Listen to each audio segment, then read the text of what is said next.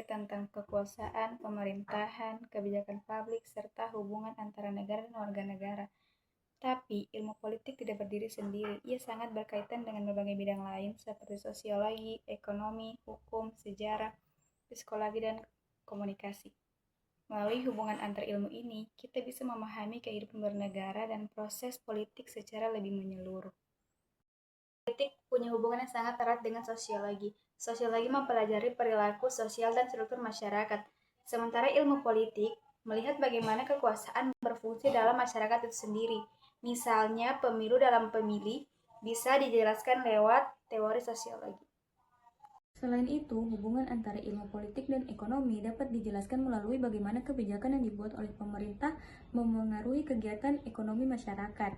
Setiap keputusan politik seperti penentuan anggaran, regulasi perdagangan, pajak, hingga program bantuan sosial memiliki dampak langsung terhadap produksi, distribusi, dan konsumsi barang serta jasa. Sebaliknya, kondisi ekonomi suatu negara, apakah sedang stabil, mengalami inflasi, atau pertumbuhan yang pesat atau turut memengaruhi arah dan prioritas kebijakan politik yang akan diambil.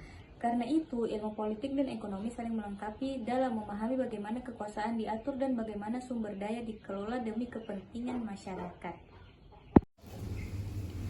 Ilmu politik juga sangat terkait dengan ilmu hukum. Hukum menjadi dasar dalam penyelenggaraan kekuasaan negara. Semua kebijakan politik harus berlandaskan hukum agar adil dan tertib. Contohnya, pemilu diatur dalam undang-undang supaya pelaksanaannya sah dan demokratis. Pembuatan kebijakan publik harus mengikuti prosedur hukum agar tidak melanggar hak warga negara. Pembentukan lembaga negara seperti KPU atau MK juga ditetapkan melalui dasar hukum untuk memastikan kewenangannya jelas. Lalu ada juga hubungan dengan sejarah. Dari sejarah, kita belajar bagaimana sistem politik suatu negara terbentuk dan berubah. Contohnya, sistem pemerintahan Indonesia dulu sempat berubah dari parlementer menjadi presidensial.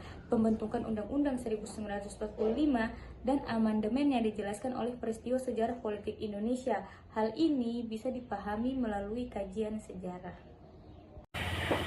Ilmu politik juga berhubungan dengan psikologi, karena dalam politik kita mempelajari perilaku dan cara berpikir manusia. Psikologi membantu kita memahami kenapa seseorang bisa dipengaruhi oleh prisma seseorang pemimpin, atau bagaimana masyarakat membentuk opini politik. Pemilihan dipengaruhi oleh prisma seseorang pemimpin saat memilih. Opini terbentuk karena faktor psikologi seperti emosi, persepsi, dan sugesti.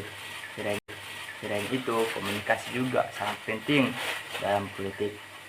Politik tanpa komunikasi tidak akan berjalan. Contohnya, kampanye politik digunakan calon pemimpin untuk mempengaruhi masyarakat. Debat calon presiden, media menjadi media penyampaian gagasan politik kepada publik. Pesan politik di media sosial membentuk opini dan perilaku. Jadi, dari pembahasan tersebut, kita bisa simpulkan bahwa ilmu politik tidak bisa berdiri sendiri. Ilmu ini membutuhkan dukungan dari ilmu lainnya seperti sosiologi, ekonomi, hukum, sejarah, psikologi, dan komunikasi agar dapat memahami kehidupan politik secara menyeluruh. Dengan menggabungkan berbagai sudut pandang, kita bisa lebih paham tentang bagaimana kekuasaan dijalankan, kebijakan dibuat oleh masyarakat dipengaruhi oleh politik. Terima kasih sudah menonton, semoga videonya bermanfaat. Demikian pembahasan materi dari kami akhiri. Wassalamualaikum warahmatullahi wabarakatuh. Thank you everyone. Thank you Elmar. Go.